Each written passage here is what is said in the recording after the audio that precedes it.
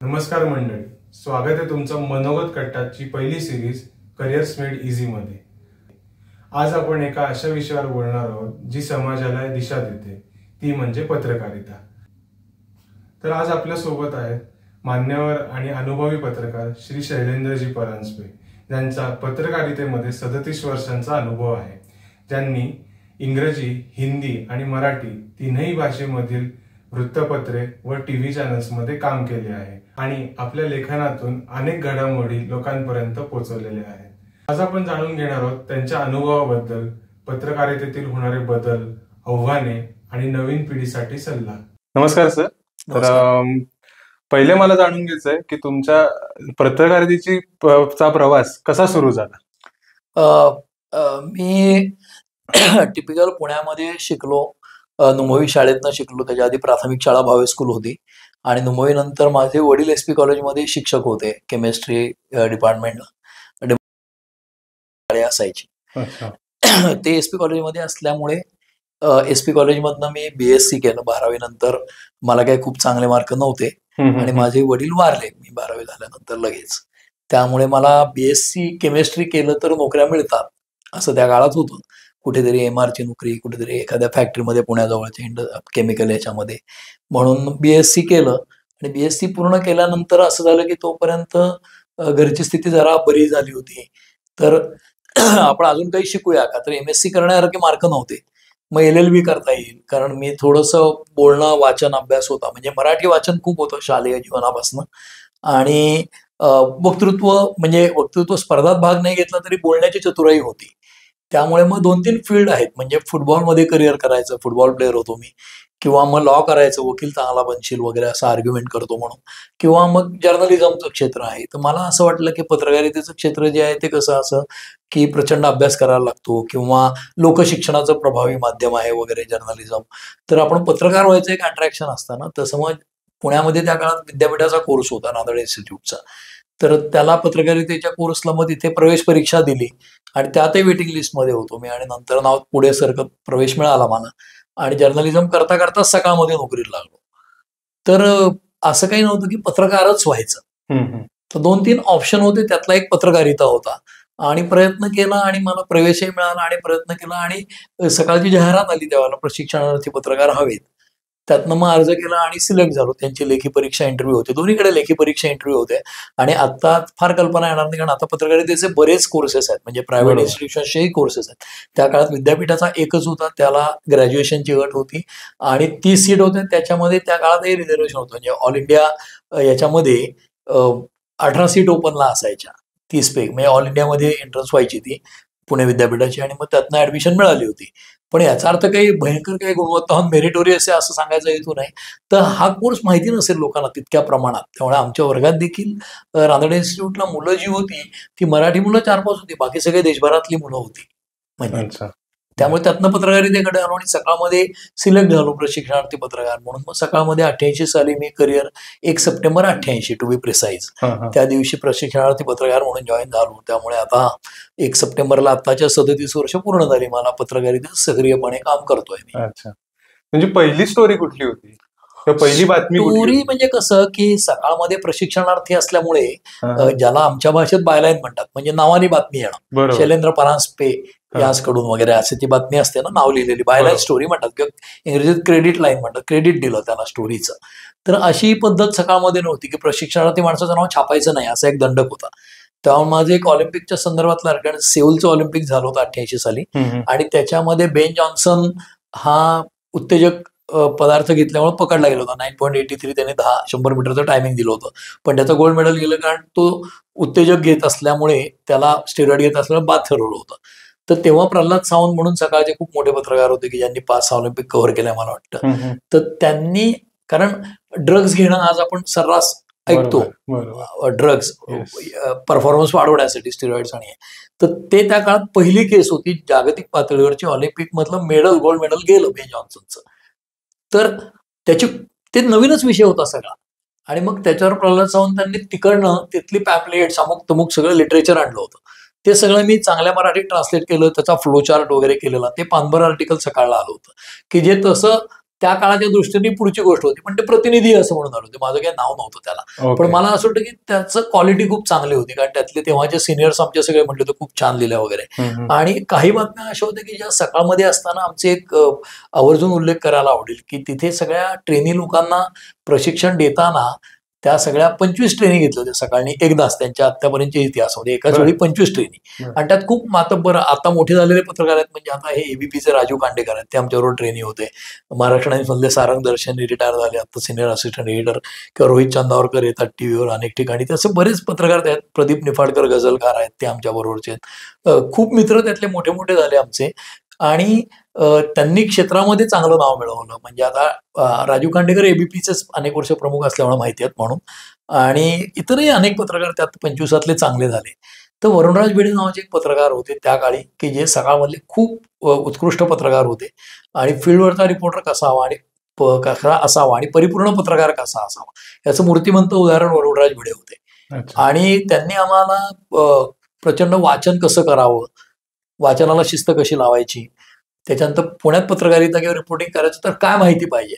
म्हणजे तुम्हाला एक साधं उदाहरण देतो, मी जर्नलिझमच्या वर्गातल्या मुलांनाही सांगतो ते, म्हणजे तुम्हाला कल्पना येईल की आम्ही घडलो कसे. त्याच्यामध्ये पुण्यामध्ये पत्रकारिता करताय तर ही सगळी 25 ट्रेनी मुलं वेगळ्या गावातली होती. त्यांनी एक प्रश्न, त्यांना अशी खोड होती की असे प्रश्न विचारायचे, म्हणजे टिकलिश क्वेश्चन्स, की त्यांनी विचारलं की सकाळमध्ये आता हे पाणी दिलंय आणून प्यायला, हे कुठनं आलंय. तर कुठनं आल्यावर मी पटकन म्हणलं खडकवासला धरणात नाही येतं पाणी. तर बाकी मुलांना माहित नाही ना, पुण्यातल्या बाहेरच्या मुलांना सगळं माहिती नसतं. तर ते म्हणाले ठीक आहे. मग आमच्याबरोबर मला वाटतं राजू खांडेकरच होता, त्यांनी ग्रुप केले होते अभ्यासासाठी, की तुम्हाला विषय द्यायचे अभ्यास, म्हणजे 2 देशांचा अभ्यास करायचा 3 जणांनी, असे 8 ग्रुप केले. 2 देशांचा आम्ही, 2 देशांचा यांनी, 2, आणि मग एकमेकांना माहिती सांगायची, म्हणजे सगळ्यांचा अभ्यास होतो. मग 2 राज्यांचा अभ्यास दोघांनी करायचा, या तिघांनी, आणि सगळे जमतील तेव्हा त्यांनी त्या राज्यांची माहिती द्यायची. मग 2 जिल्ह्यांचा अभ्यास करायचा महाराष्ट्रातल्या. आता 36 जिल्हे आहेत, तर 25 जणात 12 ग्रुपमध्ये 3-3 जिल्हे दिले. तुम्ही या 3 जिल्ह्याचा अभ्यास करत राहायचं. तेव्हा इंटरनेट नव्हतं, म्हणजे तुम्ही मोबाईलवरनं पाहिलं नेटवरनं असं नव्हतं. मग लायब्ररीत जाऊन माहिती घ्यायची चंद्रपूरची किंवा काय जो जिल्हा दिला असेल त्याची. हे एक साधं. मग हा जो प्रश्न होता की हे पाणी कुठनं येतं, मी पटकन सांगितलं खडकवासला. मग ते म्हणले कसं येतं माहिती आहे, म्हणलं नळात आलं ना, म्हणजे सकाळमध्ये शिपायाने पाणी दिलं. तर ते म्हणाले नाही, आता असं करायचं, उद्या सकाळी 6ला जायचं खडकवासला धरणावर, आणि हे पाणी धरणात आत्ता दिसतंय ते काही काळाने सकाळमध्ये येणार आहे ना ग्लासमध्ये आपल्या, ते कसं येतं, त्या पाण्यासारखा प्रवास करत यायचं. ओके. मग मी आणि तो आमचा राजू खांडेकर आम्ही गेलो आणि आम्ही खडकवासला धरणापाशी उभे राहिलो. मग विचारलं तिथल्या इंजिनियरला की पाणी आता म्हणजे कसं, कुठे जातं, काय हे, काय कॅनलवरनं जातं. मग कॅनलवरनं पाणी बघत बघत बघत मग पर्वती जलशुद्धीकरण केंद्र, मग तिथे गेलो, तिथल्या माणसांना भेटलो, हे कसं पाठवता पुढे, मग नळीत नाही, मग नळातनं कुठे कुठे जातं, मग सकाळची लाईन कुठली पाईपलाईन, मग ते कुठनं जाते, असं बघत बघत. मग याच पद्धतीने मी मुंबईतल्या मित्रांना सांगतो की तुम्ही तुमच्या अंगावरचे कपडे, तुम्ही जे जेवता ते, तुमच्या हातातला हा लॅपटॉप किंवा काय जे असेल ते डिजिटल डायरी, ह्या सगळ्या वस्तू, हे सगळं कुठून येतं, अशी एक सिरीज विजय तेंडुलकरांनी फार पुरवली होती. त्याचा विषय वेगळे होते. पण तुम्ही जर तुमच्या आजूबाजूच्या गोष्टींमध्ये, तुम्हाला बँकांमध्ये माहिती आहे आजकाल केवायसी असतं, what is KYC, know your customer, तसं नो युअर सिटी. माझ्या शहरामध्ये भाजी येते, ही कुठनं येते, हा जो मुळा घेतला किंवा पडवळ घेतला, हा कुठे होता काल, शेतात होता, मग त्याचे बियाणं कुठं होतं, मग त्याला लागलेलं फर्टिलायझर कुठनं आलं. असा जर तुम्ही मागे ट्रॅक करत गेला तर तुमचं कापड कुठनं आलं, तो कापूस कुठल्या शेतात पिकला, तर अशी सगळी माहिती घेत गेला तर तुमचा जनजीवनाचा अभ्यास होतो, तुमच्या शहराचा अभ्यास होतो, शहराची वीज कुठनं येते, पाणी कुठनं येतं, बेसिक गोष्टी आहेत. पण असा अभ्यास करत गेला तर तुम्हाला शहर कळतं. दुसरा एक एक्झरसाइज त्यांनी सांगितलं होतं, तुम्हाला गंमत वाटेल, कारण काय लोकांना पत्रकार होणं विचारायचे लोक, पत्रकार होणं अवघड आहे, पत्रकार होणं सोपं आहे, चांगला पत्रकार होणं अवघड आहे. तर तसं त्यांनी दुसरा एक्झरसाइज सांगितलं असतं, तुम्हाला सहज आपल्या व्ह्युअर्सना सुद्धा हे गंमत म्हणून करायला हरकत नाही, की तुम्ही तुमच्या घरातनं बाहेर पडता, तुमची शाळा असते, कॉलेज असतं, तुमची नोकरीचं ठिकाण असतं, आणि या सगळ्या गोष्टी तुम्ही जाताना रोज बघता, तुम्ही रोज ऑफिसला जाता, रोज परत येता, पण ती एका विशिष्ट उंचीवरनं बघता. बरोबर. तुम्ही टू व्हीलरवर जात असाल तर तुम्हाला बसमधनं अरे असं दिसतं का, असं वाटतं एक दिवशी गेल्यावर, अरे हे रोज मला दिसत नाही, टू व्हीलरवर वेगळंच दिसतं शहर. म्हणून पीएमटीचा डेक्कनचा स्टॉप आहे, तिथनं वारजाला जाणारी बस किंवा टिंगरेनगरला जाणारी बस किंवा काय वाघोलीला जाणारी किंवा आणखीन शिरोळला जाणारी बस, पीएमटी किंवा आळंदीला जाणारी, कुठल्याही बसमध्ये बसायचं, शेवटच्या स्टॉपला उतरायचं, येताना चालत यायचं, दुसऱ्या दिवशी इकडनं चालत जायचं आणि येताना बसमधनं यायचं. म्हणजे या हाईटनी बघितलं आणि या हाईटनी पाहिलं शहर त्या मार्गावरचं, मग तेच टू व्हीलरवर पाहिलं, मग ते रिक्षातनं पाहिलं. मग स्वारगेटपासून तुमच्या हिंगण्याच्या घरामध्ये आम्ही किंवा या भागामध्ये सिंहगड रोडला शेअर रिक्षाने आलो आणि टू व्हीलरवर आलो तर वेगळं दिसतं. तुमच्या घराच्या जवळची दुकानं रात्री 3 वाजता तुम्ही जर पायी फिरलात, अरे असं आहे का इथे, ट्रॅफिकमध्ये लक्षात येत नाही असं वाटतं. तर तुमचं शहर तुम्हाला वेगवेगळ्या पद्धतीने बघायला सुद्धा वरुणराज भिडेंनी आम्हाला शिकवलं. आणि मी जी पत्रकारिता करतो त्यात सकाळचं ट्रेनिंग अगदी मूलभूत खूपच महत्वाचं आहे. आणि त्यात वरुणराज भिडेंसारखा गुरु आम्हाला लाभला करिअरच्या अगदी सुरुवातीला. त्याच्यामुळे त्यांनी आमचे अनेक भ्रम काढले. म्हणजे मला त्यांनी लक्ष्मी रोड सुरू कुठे होतो आणि कुठे संपतोय बघून यायला सांगितलं. मी बघून आलो. बघून आल्यावर त्यांना सांगितलं. मग ते म्हणाले किती दुकान आहेत त्याच्यात. ते म्हणलं तुम्ही ते नुसतं बघून यायचं आहे म्हणून. ते म्हणलं तुला शिपाई व्हायचंय का पत्रकार व्हायचंय, सांगकाम्या व्हायचंय का पत्रकार व्हायचंय. तर मी म्हणलं नाही चुकलो. मग मी परत गेलो चालत जायचं. आणि मग अख्खा लक्ष्मी रोड सुरू कुठे होतो, संपतं कुठे, दुकानं किती आहेत, कुठल्या प्रकारची आहेत, या भागात हीच दुकानं का आहेत, मराठीत किती बोलतात, हिंदीत किती आहेत, इंग्रजीत किती आहेत, आयटॅलिक मध्ये आहेत का सरळ रेषेत लिहिलं, त्याचं कारण काय आहे.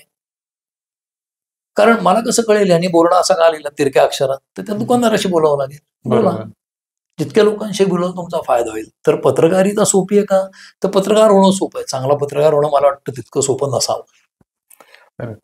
पत्रकार असताना म्हणजे पत्रकारी सुरुवातीच्या काळात तुम्हाला जर 2 स्टोरीज किंवा 2 बातम्या तुमच्याकडे आल्या तर तुम्ही त्याला प्रायोरिटाईज कसं करायचं. त्याच्यामध्ये असं असतं की प्रशिक्षण घेताना तुम्हाला फार चॉईस नसतो. तुम्हाला सांगतील ते काम करावं लागतं. आणि मग त्यांना कल्पना असते वरिष्ठांना की या माणसाची क्षमता काय आहे, याला कुठं पाठवायचं. म्हणजे मी ट्रेनिंग असतानाही माझ्या अनेक बातम्या पान 1ला सकाळमध्ये आल्या. किंवा आमच्या क्षेत्रामध्ये ज्याला खूप मर्दुमकी समजतात. म्हणजे काय, तर मी एक्सक्लुझिव्ह बातमी दिली, ब्रेकिंग स्टोरी हल्ली टीव्हीत येते, तसं माझ्या पेपरात ती बातमी आहे पण दुसऱ्या पेपरांमध्ये नाही, कॉम्पिटेटिव्ह. आणि मग त्यांना ती फॉलो करायला लागणार नंतर, याला भारी स्टोरी म्हणतात. तर तसं माझ्या पहिल्या मानव स्टोऱ्या सकाळमध्ये अगदी ट्रेनिंग अवस्थेत असताना आल्या, हे मला चांगलं वाटतं. परंतु तुम्ही जसं म्हणताय की 2 बातम्या एका वेळी आल्या तर कसं प्रायोरिटाईज करतात. तर ऍट अ टाइम 2 गोष्टी घडल्या. म्हणजे ज्यांना कसं असतं की काही ठिकाणी एक संध्याकाळी कोणाचा तरी सत्कार आहे, पुस्तक प्रकाशन आहे, पॉलिटिकल रॅली आहे, 2 दसरा मेळावे आहेत, तर दोन्ही ठिकाणी एक माणूस कव्हर नाही करू शकत, तिथे 2च पाठवायला लागतात. पण तुम्हाला 2 गोष्टी एकाच वेळी कळल्या रिपोर्टर म्हणून, तर मग तुम्हाला त्यात ठरवायला लागतं महत्वाचं काय. मग हे कसं ठरवतात. बरोबर, you have to distribute it. तुमच्या एखाद्या सहकार्याला सांगायला लागेल की तू ही बातमी कर म्हणून, आणि तो तितक्या गुणवत्तेचा असला पाहिजे. दुसरी गोष्ट असं असते की आमच्या क्षेत्रात असं म्हणतात की बातम्या खिशात ठेवू नयेत, साप असतो चावतो. म्हणजे काय, ते एखादी माहिती कळली तर तात्काळ बातमी करून मोकळं व्हा, नाही तर ती दुसऱ्या कोणाला तरी कळेल, कारण माहिती दडून राहत नाही फार. म्हणजे रुटीन ज्या गोष्टी आहेत, डे टू डे मॅटर्स, म्हणजे काय, जे काही लोकल प्रोग्राम होतात त्याच्या बातम्या येतात, पुस्तक प्रकाशन वगैरे त्या वेगळ्या. एखाद्या बीटवर, म्हणजे आमच्याकडे बीट स्ट्रक्चर असतं विषयानुसार. म्हणजे महापालिका कोणी करतं पुण्यात कव्हर, कोणी क्राईम करतं, कोणी एज्युकेशनच्या बातम्या करतं, कोणी कल्चरच्या म्हणजे साहित्य संस्कृती अमुक तमुक, कोणी डिफेन्सच्या बातम्या करतं, कोणी सायन्स टेक्नॉलॉजीच्या करतं. तर त्या विषयानुसार त्यांचं इन्क्लिनेशन बघून त्यांना तिथे करायला लावतात. आणि ते काम करत गेलं की प्रोफिशियन्सी येते. मग त्यातनं एक्सक्लुझिव्ह बातम्या काढण्यासाठी, म्हणजे मी विज्ञान तंत्रज्ञान संरक्षण या विषयात मगाशी गप्पा मारताना सांगितलं तसं खूप बातम्या केल्या. आणि आज सांगायला हरकत नाही की अब्दुल कलामांचे माझे खूप छान संबंध होते आणि मी 14 वेळा त्यांच्याबरोबर ब्रेकफास्ट केला, ते आणि मी दोघंच. आणि त्यांनी अख्खा IGMDP म्हणजे integrated guided missile development programme मला एक्सप्लेन करून सांगितलंय. आपली जी मिसाईलचं दागिनी पृथ्वी आकाश नाग, त्याचं नाव असं का ठेवलं, त्याच्या मागचं काय कारण आहे, इतकं सगळं सांगितलं. पण हे मी सांगताना कुठेतरी प्रौढी म्हणून नाही सांगत, तर तुम्ही त्या फील्डमध्ये काम करताना तुमचे कॉन्टॅक्ट डेव्हलप होतात. आणि वेगवेगळ्या फील्डमध्ये, म्हणजे जसं मी सांगितलं एज्युकेशन असेल किंवा लिटरेचर किंवा साहित्य संस्कृती असेल, एज्युकेशन असेल, जनरल समाजकारणातल्या, म्हणजे पुण्यामध्ये करोना काळात आणि त्याच्या आधी दुकानं बंद ठेवली तर फांपेडा म्हणजे काय, फेडरेशन ऑफ सगळे ट्रेडर्स पुण्यातले 80 प्रकारचे ट्रेडर्सचे संघटना आहेत. तर त्यांचे पण तुमचे कॉन्टॅक्ट पाहिजेत, ज्युडिशियरीत पाहिजेत, वकिलांमध्ये पाहिजेत. तर जीवनाच्या सगळ्या क्षेत्रांमध्ये तुमचे चांगले कॉन्टॅक्ट्स हवेत. आणि नुसते कॉन्टॅक्ट म्हणजे कसं, मी इंदिरा गांधींना ओळखतो, त्या मला ओळखतात का, बरोबर, तसं त्यातले कोण कोण लोक तुम्हाला ओळखतात हे महत्वाचं. मी सगळ्यांना ओळखतो, ते मला ओळखतात का. तर तसं मी म्हणतो की मी पॉलिटिकल रिपोर्टिंग गेली 20 वर्ष करतो, तर महाराष्ट्रातल्या पॉलिटिशियन पैकी एक हे 10 महत्वाचे काढले, तर ते तुम्हाला पर्सनली ओळखतात का, आणि मग ते काय बोलतात तुमच्याविषयी. तर मी माझ्या क्षेत्राचा अँबॅसेडर असल्यासारखा, म्हणजे मी रस्त्यात थुंकलेलो नाही अनेक वर्षात. वेडवाकडं वागणं हे बरोबर नाही, पत्रकार आहे म्हणून मी वाटेल तसं वागणं, हे काही लायसन्स नाही तुम्हाला, किंवा ओळखीने कामं करणं हा एक कल असतो. म्हणजे भ्रष्टाचारामध्ये मिसयूज ऑफ ऑथॉरिटी आणि थ्रेट करप्शन अशा गोष्टी आहेत पत्रकारितेमध्ये. तर मी माझं कॅरेक्टर असं असलं पाहिजे की लोकांना घाबरत घाबरत चहा घेता का असं विचारतील तर मला असं वाटतं की एक साधा प्रामाणिक माणूस म्हणून जगता आला पाहिजे. मुळात आपण माणूस आहोत आणि मग पत्रकार आहोत याचं भान ठेवायला पाहिजे. त्यामुळे 2 बातम्या एका वेळी आल्या तर ते प्रायोरिटाईज करता येतं. म्हणजे रिपोर्टिंगच्या दिवसांमध्ये तुमचा असा कुठला पडद्यामागचा अनुभव आहे का जो ऐकून हसू येतं, अजून सुद्धा हसू येतं किंवा आश्चर्य वाटतं, असा कुठला अनुभव आहे का? नाही, आपण असं म्हणूया हसू येतं किंवा आश्चर्य होण्यापेक्षा वेगळे अनुभव असं आपण म्हणूया, ओके कॅटेगराईज करूया. ओके. आणि त्याच्यामध्ये तुम्हाला सांगतो की एक प्रकारचं असं आहे की एक खूप मोठे पत्रकार आहेत की ज्यांनी असं म्हटलं होतं की जर एखाद्या माणसाने एखाद्या आंदोलकाने एखाद्या प्रश्नावर स्वतःला पेटवून घेतलं तर माझा कॅमेरामननी त्याचं काम करत राहायला पाहिजे. तो पूर्ण पेटणारा माणूस शूट केला पाहिजे, कारण ते त्याचं काम आहे. आणि दुसरी विचारधारा अशी आहे की ते म्हणतात नाही आधी त्या माणसाला वाचवा, मी माझा कॅमेरा फेकीन आणि त्याला वाचवेन. बरोबर. तर ह्याच्यामध्ये कोंबडा आधी म्हणजे अंडा आधी का कोंबडी आधी सारखं, तर त्याच्यामध्ये हे ठरवणं अवघड आहे. कारण काही लोक खूप कठोरपणे म्हणतील मी माझं कर्तव्य बजावलं पाहिजे कर्म म्हणून, आणि काही लोक म्हणतील मी आधी माणूस आहे. तर मला स्वतःला असं वाटतं की मी पत्रकार आहे किंवा किती भारी पत्रकार आहे याच्यापेक्षा मी चांगला माणूस आहे तर चांगला माणूस व्हायला हवा असं मला वाटतं स्वतःला. आणि मी त्याला म्हणजे मी पत्रकार म्हणून काहीतरी हे व्हावं असं नाही माझं म्हणणं, परंतु तशी जर वेळ आली अगदी तर मी अनेक वेळेला भांडणात मध्ये पडतो कोणी कोणाला मारत असेल तर. म्हणजे त्याचं कॉस्ट काय आहे, त्याने काही छेड काढली आहे का, चुकलंय कोणाचं, हे सगळं कोणात. म्हणून आपल्या इंडियन कॉन्स्टिट्यूशन मध्ये कायदा हातात घेणं हे तितकंसं बरोबर नाही असं मला वाटतं. आणि त्याप्रमाणे मी अनेक ठिकाणी हस्तक्षेप करतो, पण तो काही वेळेला अंगाशी पण येऊ शकतो. आपल्याला माहित नसतं, काहीतरी भानगड असते. पण ठीक आहे, मी माझ्या विवेक बुद्धीवर माझा म्हणजे मी चांगल्या हेतूने काही करतोय की नाही हा त्यातला एक भाग असतो. आणि आठवणी तुम्ही म्हणाल तर जसं अगदी इंटरेस्टिंग किस्से पण आहेत की पत्रकारितेमध्ये म्हणजे अंध मुलं सॉफ्टवेअर डेव्हलपमेंट करतात. ओके. तर त्यांच्या बातम्या देताना आणि मग ती मुलं जी आहेत ती तुम्हाला कुठेतरी रस्त्यात आवाज ओळखून येऊन मिठी मारतात की दादा अरे किती दिवसात भेटला नाहीस. अच्छा. तर आपल्याला आश्चर्य वाटेल की असं वेगवेगळ्या प्रकारचे जे समाज घटक आहेत त्यांच्याशी जोडलं जाणं लोकांची. आणि मला अजूनही वाटतं की जर्नलिझम मध्ये इन्व्हेस्टिगेटिव्ह जर्नलिझम जी ब्रँच आहे, मी शिकवतो देखील जर्नलिझम स्कूल्समध्ये जायचो शिकवायला. पण इन्व्हेस्टिगेशनमुळे भ्रष्टाचार बाहेर येणं जितकं महत्वाचं तितकंच पॉझिटिव्ह स्टोरीज किंवा सकारात्मक बातम्या समाजामध्ये देणं. आणि त्या खूप प्रकारच्या आहेत. म्हणजे सकारात्मक बातम्यांमध्ये इतक्या वेगवेगळ्या प्रकारच्या बातम्या आहेत की पुण्यामध्ये एक गृहस्थ पर्वतीवर जायचे ते हरिभाऊ चितळ आणि लोकांनी टाकलेलं प्लास्टिक गोळा करायचे. तर त्यांना म्हणतो हरी काका तुम्ही कायम गोळा करता पण मग लोक परत टाकतात. लोक शहाणे होतील असं आपण आपलं काम करायचं, बघून कोणाला तरी वाटेल लोक करतील. बरोबर. किंवा म्हणजे अक्षरशः इतक्या वेगळ्या प्रकारचं काम करणारे लोक आहेत. म्हणजे आमच्या एका मित्राने पुण्यामध्ये त्याच्यावर सिरीज लिहिली होती. एक मुलगा रात्री रोज 400 रुपयाचं कुत्र्यांना खायला घालायचं रोज, कारण तो व्यापारी होता आणि त्याचं एक पेट होतं, डॉग होतं, ते गेलं होतं. म्हणून त्याच्या दुःखाने तो हे झाला आणि म्हणला नाही मी भटक्या कुत्र्यांना खायला घालेन. तर त्याला वर्ल्ड लेव्हलच्या संघटना युनायटेड नेशन्सच्या म्हणजे त्या दर्जाच्या युनेस्कोच्या किंवा अशा कुठल्या तरी बॉडीज प्राणी मित्रांशी संबंधित त्याला फंडिंग द्यायला आले होते. त्याला अप्रोच झाला, तो म्हणा नाही तो प्रसिद्धी करू द्यायचा नाही कुठेही, बातमी छापू नका म्हणायचं. असे पण लोक मला माहिती आहेत की आमची कुठेही प्रसिद्धी करू नका. पुण्यात काही तरुणांचा एक ग्रुप आहे की जे कॉर्पोरेट सेक्टरमध्ये नोकऱ्या करतात, त्यांनी स्वतःची कंपनी काढली समाजकार्यासाठी. ते म्हणतात आमची प्रसिद्धी नाही, ते रस्त्यात काही कार्यक्रम केला ड्राईव्ह केला तर पत्रकारांना हाकलतात, त्यांना नाही बातमी नाही द्यायची, आमची रिक्वेस्ट करतो बातमी देऊ नका. असेही लोक आहेत. तर समाजात चांगली वाईट माणसं सगळ्या प्रकारची भेटतात. पण असं ऑफ हँड मला आठवणं अवघड आहे की अक्षरशः म्हणजे खूप अनुभव असे आहेत की अक्षरशः म्हणजे मी तुम्हाला करोना काळामध्ये म्हणजे जसं आता 1924 मी आर्टिकल्स लिहायचो, पुण्यामध्ये एक वैभव वाघ नावाचा कार्यकर्ता आहे वंदे मातरम संघटनेचा. आणि आम्ही गिरिजाच्या कट्ट्यावर जातो, गिरिजा म्हणून हॉटेल रोडला, तिथे आम्ही सगळे बसायचो. आम्ही करोना काळात 40 मित्रांनी 10,000 रुपये काढले आणि जे महापालिकाच्या शाळांमध्ये लोकांना डांबून ठेवलं होतं, भिकारी जे लोक पुण्यात ज्यांची घरं नाहीत त्यांना डांबलं होतं महापालिकाच्या शाळांमध्ये, त्यांना रोज जेवण द्यायचो आम्ही. गिरिजामध्ये काय ते हॉटेल बंदच होतं, तर त्या मालकांनी मग तिथला कुक, मग त्याची स्टोरी अशी की त्यांच्या घरात पुतण्या मारला, 13व्याला 10व्याला जेवायलाच कोणी नव्हतं गावातला, कारण करोना होता. मग ते म्हणले किमान गरीब लोक खातील, अन्न वाया जाते तर, म्हणून ते वाटायचं सुरू झाला विषय आणि आम्ही कॉन्ट्रीब्युशन काढलं, ते सुरू केलं. 50 दिवस आम्ही वाटलं 2,000 लोकांना अन्न, 1,500 ते 2,000 लोकांना रोज. त्याच्यामध्ये ते वंदे मातरम संघटनेची मुलं 5,000 लोकांना जेवण देत होती, वैभव वाघ वगैरे.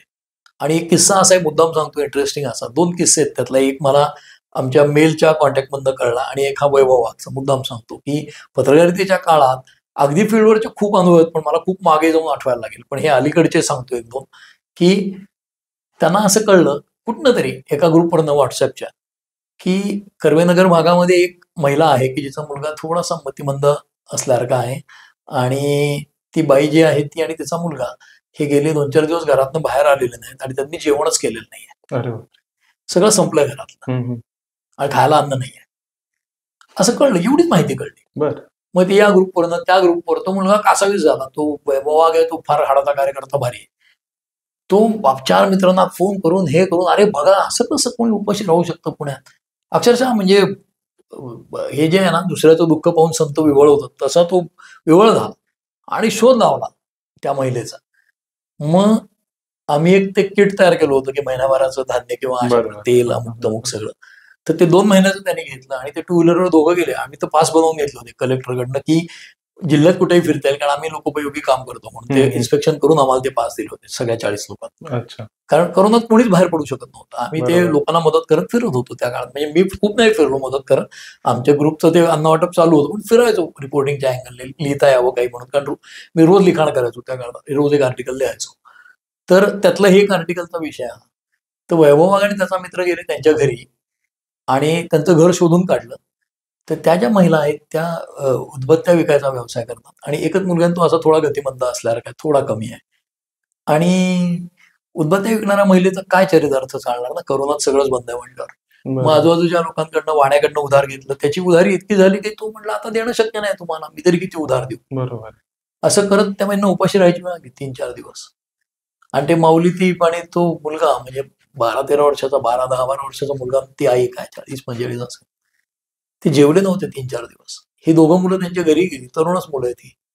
नॉक केलं त्यांनी, दार उघडलं आणि सांगितलं, ताई तुम्ही माझ्या बहिणीसारख्या आहात आणि आम्हाला कळलं तुम्ही जेवला नाही आहात, तर प्लीज हे ठेवा, शिदा 2 महिने पुरेल तुम्हाला. आणि त्या मुलाला चॉकलेट वगैरे नेलं होतं, ते दिलं होतं. त्याने पटकन ते घेतलं आणि खायला लागला तो, कारण 3 दिवस खाल्लं नव्हतं. बरोबर. ह्यांना रडणं म्हणजे अश्रू अनावर झाले तिथे.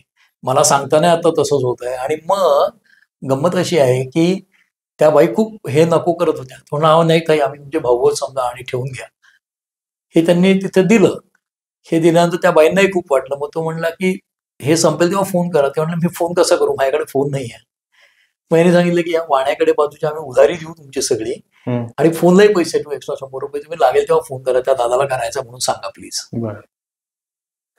तर याच्यावर मी आर्टिकल लिहिलं होतं. अच्छा. किंवा दुसरा किस्सा असा आहे कोरोना काळातला की हे जे स्वच्छचे सफाई कामगार आहेत ते लोक मेल पाठवतात. तसं त्यांची एक महिला उरळी देवाची आहे ना हडपसरच्या तिकडे, तिकडनं हडपसरमध्ये राहायची रूम घेऊन आणि उरळी देवाचीला जाऊन करायची. त्या एक महिला साधारण 250-300 घरातला कचरा गोळा करायच्या. तर ती बाई जिथे राहायची रूम भाड्याने घेऊन, त्या चाळीचा मालक आला आणि म्हणलं बाजूचे लोक कंप्लेंट करतात, तू रोज बाहेर जातेस कचरा सफाई करायला, तुझ्यामुळे इथे कोरोना पसरेल, तर तू इथे राहू नको, रूम सोड. तर ती गरीब बाई ती काय म्हणाली, मी कचरा सफाईचं काम थांबवणार नाही, कारण ते थांबवलं तर अख्ख्या शहरात कोरोना पसरेल. हवं तर मी रूम सोडते, पण रूम सोडायच्या ऐवजी तुम्ही रूम माझी राहू द्या, मी तुम्हाला 3 महिन्याचं भाडं देऊन ठेवते, कोणाला देऊ नका. मग ती बाहेर राहायची आणि ते काम सोडलं नाही आपलं आणि ते करत राहिली. ही जाणीव ज्या महिलेला आहे तिच्यावर मी आर्टिकल लिहिलं. एक महिला अशी होती की पाषाण भागामध्ये ते स्वच्छचा कचरा उचलायचं काम करायची. तर ती कचरा सफाई करते आणि मध्यमवर्गीय कोणी नोकरदार माणसं आपल्यासारखे बाहेर पडू शकत नाहीयेत. अख्ख्या बिल्डिंगमध्ये 100-150 फ्लॅट होते, सगळ्यांनी म्हणून पैसे गोळा केले आणि ती सकाळी आल्यानंतर तिचा खाली सत्कार केला आणि तिच्या गळ्यात नोटांचा हार घातला सगळ्यांनी जमवलेल्या पैशांचा आणि सगळ्यांनी बाल्कनीत उभारून टाळ्या वगैरे, खाली येतात नाही म्हणून, की तू आमची खरी हिरो आहेस म्हणून. तर ह्याचे मी आर्टिकल लिहिलं होतं एक छान. तर ह्या ज्या स्टोरीज आहेत या माणसांच्या स्टोरीज आहेत आणि मला असं वाटतं की अपघाताच्या स्टोरीज 4 ठार 3 जखमी, ती माणसं असतात सगळी. म्हणजे मृत्युमुखी पडलेला परीक्षेला चालला होता का, त्याची आई दवाखान्यात होती का. तर ह्युमन इंटरेस्ट एलिमेंट जे आहेत, म्हणजे इंटरेस्ट हा पॉझिटिव्ह अर्थाने म्हणत नाही मी, कुठेतरी माणसाच्या हृदयाला काळजाला हात घालणारे विषय असतात. तर मला असं वाटतं की इन्व्हेस्टिगेटिव्ह जर्नलिझम महत्वाचंच आहे, क्राईमच्या बातम्या महत्वाच्याच आहेत नाही, पण ह्या सगळ्या माणसांच्या बातम्या आहेत, याचा विसर कुठेतरी पडायला लागतो आणि मग ते आकडे होतात किंवा ते नुसते विषय होतात किंवा त्या नुसते हेडलाईन्स होतात. ती माणसं त्याच्या मुळाशी, म्हणजे पुतीनही माणूसच आहे, डोनाल्ड ट्रम्प पण माणूसच आहे आणि मोदी पण माणूसच आहे, हे कुठेतरी आपण विसरायला लागतो का असं मला वाटतं. ते न होऊ देणं आणि तशासाठी या बातम्या महत्वाच्या आहेत, ही आठवण करून देणाऱ्या आपल्या माणूसपणाच्या, असं मला वाटतं. तर तुम्ही त्या काळात फेक न्यूज, तर तुम्हाला काही फेक बातम्या तुम्हाला कळत असतील, काय असतील, तर तुम्ही ते फेक न्यूज कशा पडताळायच्या? नाही, त्याच्यामध्ये असं एकच एक फॉर्म्युला नाहीये की आपल्याला मिळालेली इन्फॉर्मेशन खरी का खोटी. हे चेक करण्यासाठी this all depends upon quality of the reporter involved or journalist involved. त्याचं कारण असं की मला कोणीतरी काहीतरी मिसलिडिंग माहिती दिली तर मी तशीच छापत नसतोच ती कधी. मी ती 10 सोर्सेस कडनं चेक करतच असतो. म्हणजे लता मंगेशकर यांचे दोन्ही गुडघ्याची सर्जरी झाली असं कळलं, आणि आमचे डीएनएचे एक मुंबईचे संपादक होते जगन्नाथन म्हणून, ते म्हणाले ही हेडलाईन करायची, ती माहिती काढ असतो काय झालं तरी. तर तिथे हॉस्पिटलमध्ये सांगायला तयार नाही, डॉक्टर करायला भेटलं ते म्हणजे नाही, त्या इथे ऍडमिटच नाही आहेत. मला तर माहिती होतं. मग मी त्या दिवशी 50 लोकांना फोन केले, कुठं तरी क्रॉस चेक केलं, ती बातमी दिली, ती ब्रेकिंग स्टोरी झाली, सगळे चॅनल पळत सुटले दुसऱ्या दिवशी. लताबाई चिडल्या होत्या खूप दिदी. आणि खरंच आहे की मराठी जर्नलिझमच्या निकषांनुसार काय गुडघे बदलले त्या वयात तर काय बातमी करायची, पण इंग्लिशला ते खूप भारी वाटतं.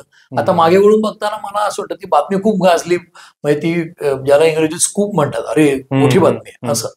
पण मला असं वाटतं की मी खूप वेगळ्या आणि चांगल्या प्रकारच्या बातम्या दिल्यात. म्हणजे अब्दुल कलामांनीच मला काही फार इंटरेस्टिंग बातम्या स्वतःच माहिती सांगून दिल्या होत्या, कलर फोटो सगळं त्या काळात इंटरेस्टिंग बातम्या. पण ठीक आहे, म्हणजे बातम्यांमध्ये वर्गीकरण करण्यापेक्षा चांगली बातमी किंवा वाईट बातमी एवढंच आपण म्हणू शकतो, आणि जी समाजाला पुढे नेईल ती चांगली बातमी. आणि ते कुठल्या बातमीत होईल असं सांगता येत नाही. क्राईमच्या बातमीतनं समाज पुढे जाऊ शकतो, किंवा मी म्हणालो तसं या सामाजिक किंवा पॉझिटिव्ह स्टोरीज मधून जाऊ शकतो, इन्व्हेस्टिगेटिव्ह स्टोरी बोफोर्समुळे जाऊ शकतो समाज पुढे असं. रिपोर्टिंगच्या दिवसात कधी तुम्हाला असा अनुभव आलाय का की एखादी बातमी तुम्हाला बदलण्यासाठी किंवा सौम्य करण्यासाठी कोणी तुमच्यावर दबाव आणला होता, असं कधी झालं? सौम्य करण्यासाठी दबाव नाही आणला, परंतु असं समाजातल्या काही घटकांच्या बाबतीत त्यांच्या विरोधी बातमी जाते तर त्यांचं म्हणणं जरा ठासून द्या वगैरे असं. तर म्हणजे फॉर एक्झाम्पल एखाद्या संस्थेच्या विरुद्ध बातमी आहे तर त्या संस्थेची बाजू पण ठाशीवपणे द्या असं काही वरिष्ठांकडनं सांगितलं गेलं, कारण त्यांचे काही वेस्टेड इंटरेस्ट असतील असं झालं.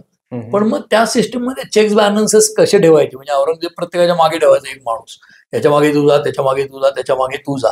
तर रिपोर्टर पुरेसा हुशार असेल तर तो म्हणजे तो कुठल्या तरी चित्रपटात शॉट आहे ना, ये किसकी तरफ आहे, म्हणजे तो आपकी तरफ, एक ऐसा मेरी तरफ. तर तुमच्या हातातलं सामर्थ्य काय आहे, तर तुमचं पेन किंवा लेखणी आहे.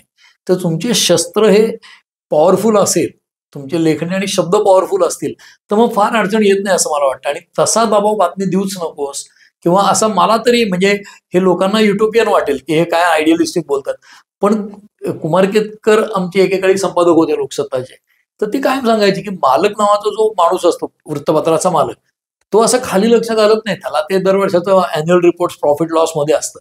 एखाद्या माणसाच्या विरुद्ध बातमी दिली म्हणून तो मालकापर्यंत गेला, एवढी मोठी बातमी कुठले रिपोर्टर देताना मला तरी दिसलेले नाहीत. आणि त्यामुळे मालकाने फोन केला मग ती बातमी थांबवली वगैरे, अरे किंवा प्रेस चालू असताना थांबवा वगैरे, असल्या बातम्या इतक्या देण्याची कोणाची फार तेवढी गुणवत्ता नाहीये आत्ताच्या काळामध्ये. आणि तेव्हाही अशी नव्हती, म्हणजे जसं अरुण शौरींनी जे अंतुलनचं प्रकरण होतं प्रतिभा प्रतिष्ठानचं, ते पुण्याच्या बोट क्लबच्या इथे बोटीत जाऊन बातम्या लिहिलं होतं की पोलीस आले तर आपल्याला फेकता येईल सगळं टाईपरायटर वगैरे म्हणून. प्रकाश कर्दळ नावाचे एक्सप्रेसचे संपादक होते पुण्यात, की जे पूर्वी मुंबईला होते. तर शौरींनी इथे बातम्या लिहिल्या, लोकांना माहिती नसते, बोट क्लबच्या इथे इंजिनिअरिंगच्या तळ्यात जाऊन, का तर पोलीस बिलीस अचानक आले तर काही सुगावा लागला तर. आणि प्लस लंडनमध्ये गेले होते, अरुण जेटलीने एक किस्से सांगितलेत अनेकदा की राम जेठमलानी लंडनमध्ये होते, कारण काय तर राजीव गांधीच्या विरुद्ध बोफोर्सचं आलं तर अटक होईल, काहीतरी होईल. तर अशा प्रिकॉशन वेगळ्या बातम्यांच्या पातळीवर घ्यायला लागतात. पण मला असं वाटतं की बातमी विरोधी दिली तरी आपल्याला फेस करता आलं पाहिजे. म्हणजे त्यामुळे असं नाही वाटत दबाव माझ्यावर, तरी प्रत्यक्ष व्यक्तिशः माझ्यावर दबाव आजतागत 37 वर्षात एकदाही आलेलं नाही की ही बातमी देऊ नका किंवा ही जरा माइल्ड करा असा. दुसरी बाजू आहे ती स्ट्रॉंगली द्या अशा टाईपचं सांगितलं गेलं एक दोनदा, पण ते मी माझ्या स्किलनी स्ट्रॉंगली मांडलंय असं दाखवून ते वीकलीच मांडलं होतं. कारण असं की विवेक बुद्धी वापरून तुम्हाला कळतं की या केसमध्ये ह्याचं जास्ती बरोबर आहे का ह्याचं जास्ती बरोबर आहे, मग ज्याचं कमी बरोबर आहे त्याला झुकतं माप देणं हे तर शक्यच नाही.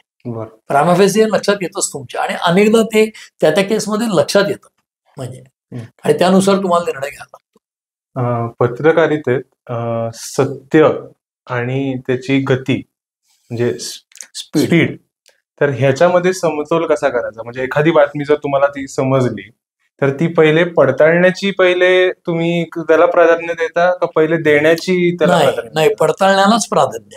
कारण पडताळल्याशिवाय बातमी देणं हे योग्यच नाही कुठलीही. कारण काही आता आजकालच्या न्यूज आपण बघतो, काही वेळेस ते थोड्याशा, आपण त्याला एक शब्द म्हणू शकतो चटपटीत, त्याला असं आपण म्हणू शकतो. नाही, त्याला डिफरन्शिएट करायला लागेल. त्याच्यामध्ये दोन गोष्टी अशा आहेत की चटपटीतपणा किंवा स्पायसी बनवणं हा एक आस्पेक्ट आहे, पण मूळ सत्य जे आहे ते पडताळल्याशिवाय देणं योग्य नाही. स्पायसी कसं करायचं हा वेगळा आहे, की how to garnish your dish या पद्धतीने आहे. त्याच्या पुढे जाऊन सत्य पडताळताना always race against the time असते, डेडलाईनचं प्रेशर असतं, की आत्ता मला माहिती कळलं मी पडताळत बसलो तर दुसऱ्या कोणतरी ब्रेकिंग स्टोरी येऊन मोकळावी. बरोबर. तर असं अनेकदा होतं की मूळ बातमीमध्ये फरक पडत जातो आणि मग नंतर ते खरंच नव्हतं असंही कळतं. तर चॅनेलची स्पर्धा ही आजची अपरिहार्यता झाली. तर त्यांना सत्याचा पूर्णांशाने सत्य कळलेलं असेल असं नाही, पण कुठेतरी ते त्याच्या जवळ जाणार असतं तेव्हा ते त्यांना द्यायला लागतं. ही त्यांची अडचण आहे, टेलिव्हिजनची अडचण आमची. पण आमच्या काळी जेव्हा प्रिंटचं प्राधान्य होतं तेव्हा ते पडताळल्याशिवाय देणं अवघडच होतं, कारण जर बातमी खरी नाही ठरली तर इतकी बदनामी होईल तुमची, म्हणजे तो माणूस आयुष्यातनं उठणार नाही, पण त्याला तो ठप्पा लागेल की याची काही क्रेडिबिलिटी नाही. आणि आमच्या काळात क्रेडिबिलिटीला महत्व खूप जास्ती होतंच. त्यामुळे सत्य पडताळणं हेच महत्वाचं होतं. आणि तरी देखील लीळा चरित्रात जसं चक्रधर स्वामींची गोष्ट आहे ना, 6 आंधळे आणि हत्ती, तो काही याला तो शेपटी बघितलं तर केरसुणीसारखा वाटला, कोणाला खांबासारखा वाटला, कोणाला भिंतीसारखा वाटला पाठीवर हात ठेवणाऱ्याला. तसं कुठल्याही बातमीत सगळे रिपोर्टर म्हणून त्या एका पूर्ण सत्याकडे पोहोचतील अशी शक्यता नसते, किंवा ती कमीच असते. म्हणजे त्याचा आजकालच्या सोशल मीडियाच्या काळामध्ये सगळेच लोक काइंड ऑफ सिटीजन जर्नलिस्ट झालेले. म्हणजे प्रत्येक जण आता कुठेही बाहेर काही सगळे मोबाईलवरून शूट करतात. तर ह्यामध्ये पत्रकारितेची भूमिका कशी असते? नाही, दोन गोष्टी अशा आहेत की पत्रकारितेमध्ये ज्याला आम्ही असं म्हणतो ना की ती जी क्रूड व्याख्या लोक सांगतात की माणूस कुत्र्याला चावला तर बातमी, माणूस कुत्र्याला चावला तर बातमी, कुत्रा माणसाला चावलं तर काय नेहमीच चावतं. तर ही उदाहरण म्हणून जरी दिलं तरी माणूस कुत्र्याला जाऊन चावला असं आपल्याला दिसत नाही कुठेही रस्त्यात. म्हणजे फारच एक्स्ट्राऑर्डिनरीली ॲबनॉर्मल घटना आहे, माणूस कुत्र्याच्या मागे धावला त्याला चावला. पण ते जे आहे ते उदाहरण आहे. आपण अनेक गोष्टी लाईफमध्ये, मी तुम्हाला एक उदाहरण देतो, असं म्हणून उदाहरण देतो. मग फिजिक्सच्या बाबतीत तुम्ही suppose cow jumps on moon असं म्हटलं तर तो सपोज महत्वाचा आहे. Suppose cow jumps on moon, you can calculate mass, inertia, everything, but it doesn't mean की काऊनी खरंच जम्प मारली पाहिजे चंद्रावर. Suppose cow jumps on moon, जर मारली तर असं असं असं वस्तुमान वगैरे. तसं कुत्र पळते आणि मागे पळतो माणूस चावला, हे होणार नाहीये, पण इतकं काहीतरी वेगळं असेल तर बातमी आहे. आणि मी सोपी व्याख्या अशी सांगतो कायम जर्नलिझमच्या स्कूलपासून सगळीकडे, की सिटीजन जर्नलिस्ट म्हटलात म्हणून की तुम्ही सुद्धा लहानपणी शाळेत गेल्यानंतर घरी येता, मूल पहिल्यांदा घरातच वाढलेलं असतं. हल्ली तर 2-2.5व्या वर्षी ते शाळेत जातं. आमच्या काळी समजा 5ला जायचं आणि मग 6ला पहिलीत, तर 5व्या वर्षी जे शाळेत जायचं ती बालवाडीसारखी शाळा असायची खेळण्याची, पण घरापासून ती जवळ असलं तरी घराच्या बाहेर पहिल्यांदाच पडतं मूल. मग ते जेव्हा घरी येतं ना तेव्हा त्याला आईला सांगायचं असतं काहीतरी. ते जे सांगायचं असतं ते काय असतं, काहीतरी वेगळं पाहिजे, काहीतरी वेगळं. तर काहीतरी वेगळं ही न्यूज असते.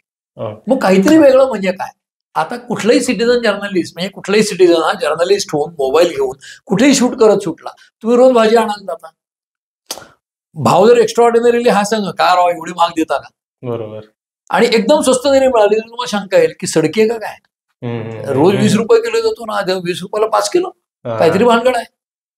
हे दोन जे एक्स्ट्रीम आहेत त्या दोन एक्स्ट्रीमच्या मध्ये कुठेतरी बातमी असते. मग ती काय तर रुटीन पेक्षा वेगळं आहे, इंटरेस्टिंग आहे. आणि मी म्हणतो तसं पुढे हे लोकांना सांगितल्याने चांगल्या गोष्टींचा प्रभाव वाढेल किंवा हे निगेटिव्ह आहे त्याला जरब बसेल. अशा अनेक गोष्टी घडतात त्या न्यूज आहेत. आता सिटीजन जर्नलिस्ट म्हणून जे वावरतात किंवा ज्या सिटीजन्सना वाटतं आपण जर्नलिस्ट आहोत किंवा व्हिडिओने करावा, तर तुम्ही कुठे जर व्हिडिओ करत सुटलात तर त्यात बातमी मिळेल असं नाही. तर आम्ही नेहमी म्हणतो की जर्नलिझममध्ये बातमीचं नाक असणं म्हणजे पटकन बातमीचा वास येणं, there is something different and this is interesting.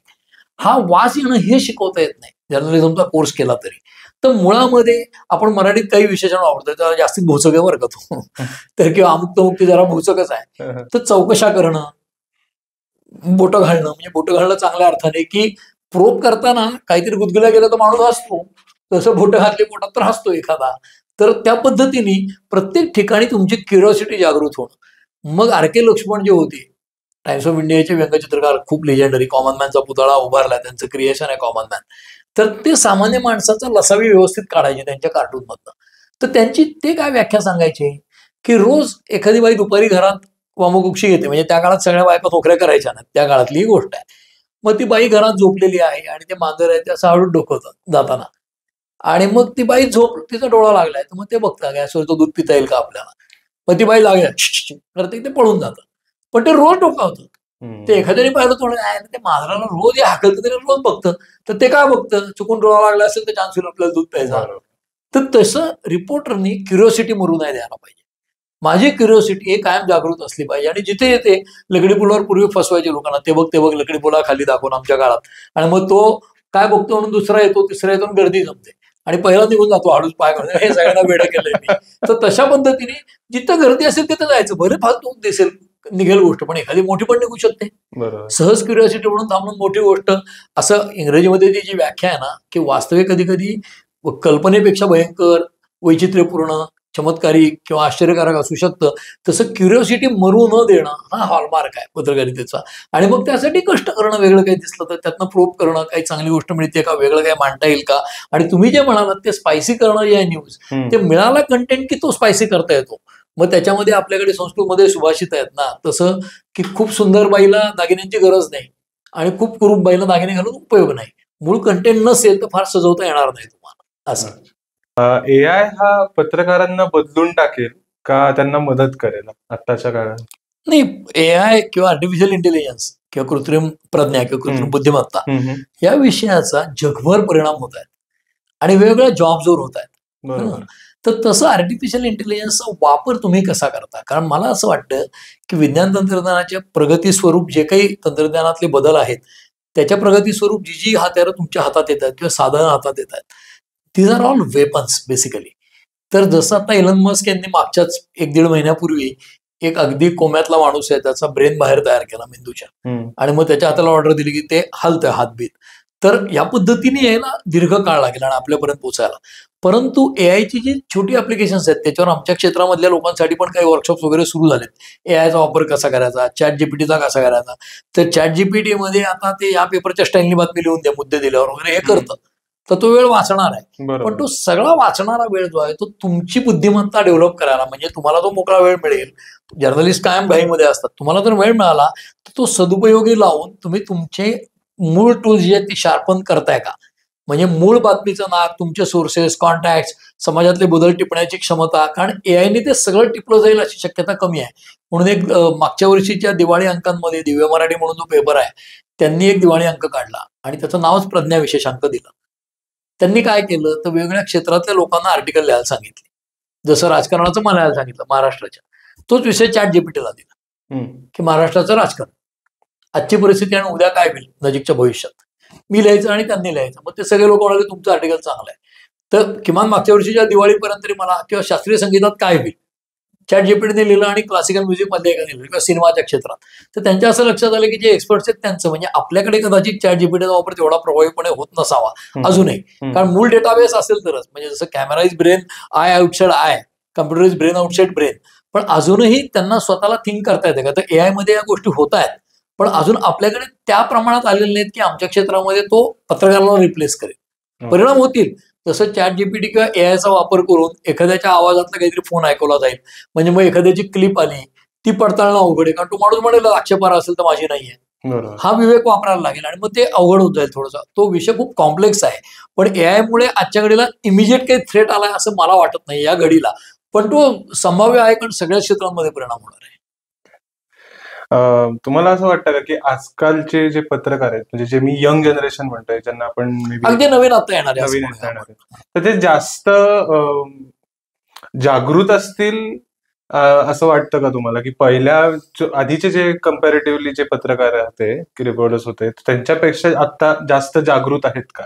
नाही, त्याच्यामध्ये एक हा प्रश्न आहे ना, लोक फार हल्ली कसं डिजिटल टेक्नॉलॉजी आहे ना, हो किंवा नाही, त्याच्यात उत्तर मागितल्यासारखं वाटतं. पण मला तसं नाही वाटत, कारण हा अख्खा विषय आपण पुढच्या पिढीविषयी बोलतोय. तर ते इतके आमच्यापेक्षा काहीतरी मूर्ख आहेत किंवा फालतू आहेत किंवा क्वालिटीला कमी आहेत असं माझं बिलकुल म्हणणं नाही. अतिशय चांगलेच आहेत. नवीन जी मुलं आहेत तर ती चांगलीच, त्यांना वेगळ्या प्रकारची आव्हानं आहेत आता. बरोबर. म्हणजे आमच्या पिढीला जी आव्हानं होती त्याच्यापेक्षा खूप जास्त आव्हानं आहेत आणि खूप वेगळी आव्हानं आहेत.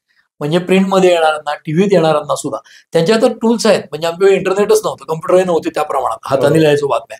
पण तसं आता नाहीये आणि तसं असायची गरजही नाही. दुसरी गोष्ट म्हणजे आपण काय करतो, इतिहासाचं ओझं खूप लागतो पुढच्या पिढ्यांवर. बरोबर. जसं आपल्या गप्पांमध्ये मगाशी म्हणालं, हे माहिती आहेत का, ते माहिती आहेत का, तर मला असं ते वाटतं त्यांना हे कसं माहित नाही.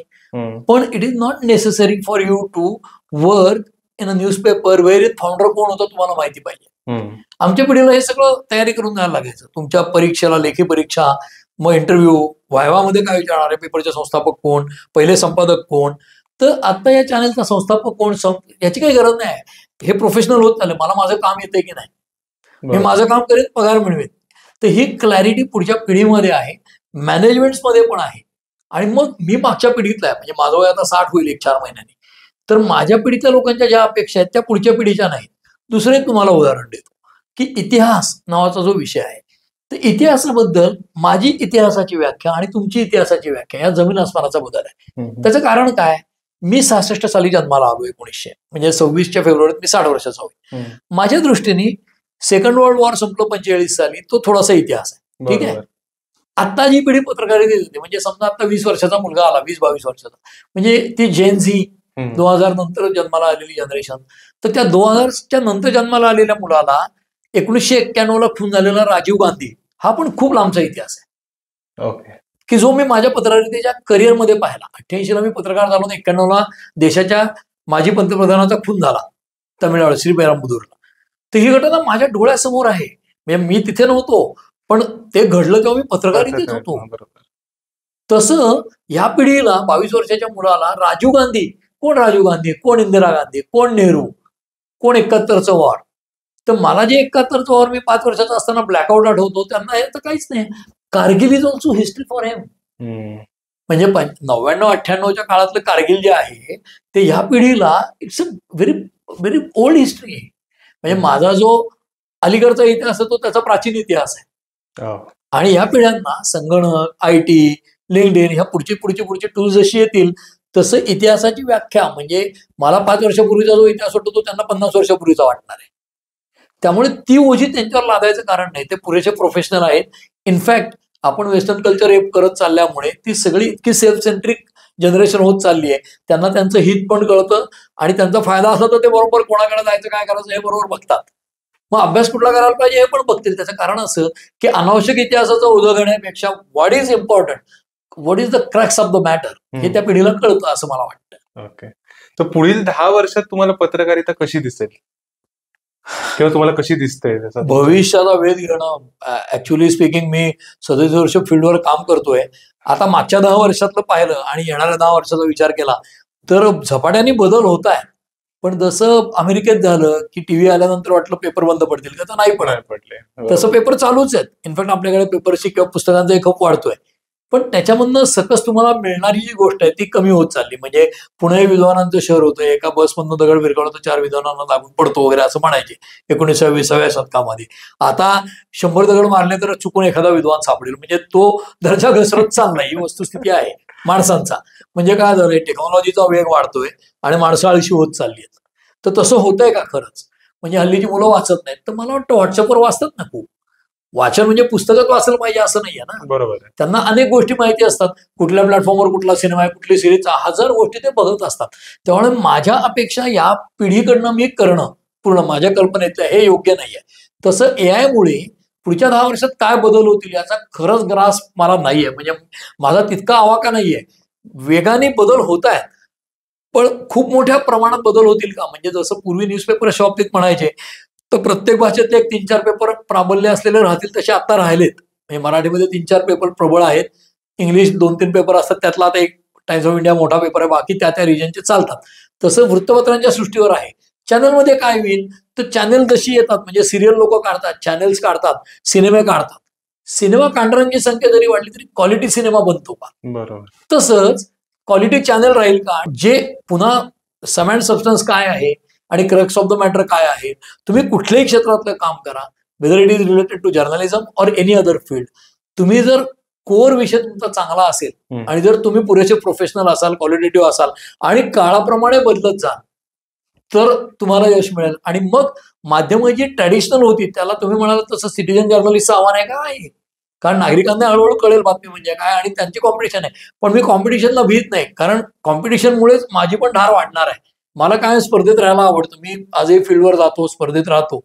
पण मी कुठल्याही बॅनरचं काम करत नसल्यामुळे तरी देखील मी माझं मला पडताळून बघतो की आपण फील्डवर जातो, आपल्या आळगेत ते बरोबर आहे का, हे असं होईल का. ज्यांचा कंटेंट चांगला असेल ते टिकतील. आणि मला असं वाटतं की क्वालिटी टिकणं कुठल्याही क्षेत्रात हे चांगलंच आहे, ते समाजाला पुढेच नाही. बरोबर.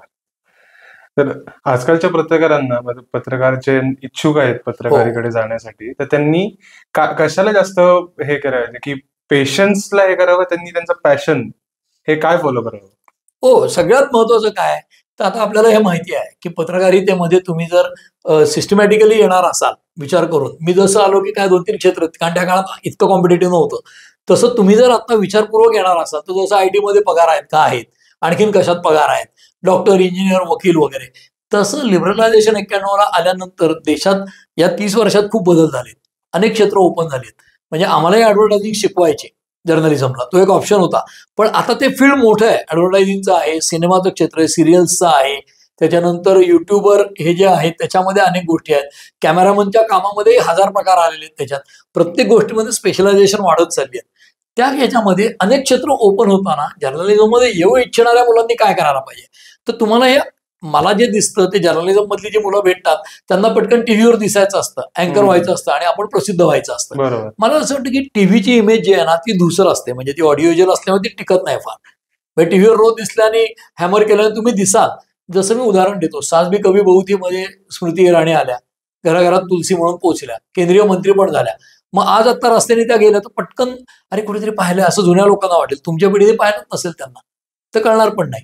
तर टीव्हीची इमेज याची धूसर होण्याची प्रक्रिया पण तितक्याच वेगाने होते. म्हणजे टीव्हीची इमेज, सिनेमाची इमेज, मी माझ्या काळात जे अमिताभचे सिनेमे पाहिले यंग एज मध्ये ते सगळे मला अख्खेच्या अख्खे आठवणं अशक्य आहे. म्हणजे शोले सुद्धा अख्खा आठवेल का फ्रेम बाय फ्रेम, तर नाही आठवणार. तुमच्या पिढीने समजा आता सत्या पण तुम्ही नसेल बघितला, पुढचा कुठला असेल तर तो सिनेमा तुम्हाला अख्खा आठवेल अशी शक्यता नसते. म्हणून टीव्हीची इमेज धूसर असते, वाचलेलं जास्ती लक्षात राहतं, मेमराईज तुम्ही करायला गेलात तर. म्हणून प्रिंट मीडियमच्या बाबतीत जर तुम्ही येणार असाल तर विचारपूर्वक यायला पाहिजे की कुठले कुठले पेपर आहेत कॉम्पिटेटिव्ह, कुठे तुम्हाला जायचंय. कारण तुम्ही जर करिअर प्लॅन करणार असाल तर कुठे सुरू करतोय, कुठे पोचायचं हे माहिती पाहिजे.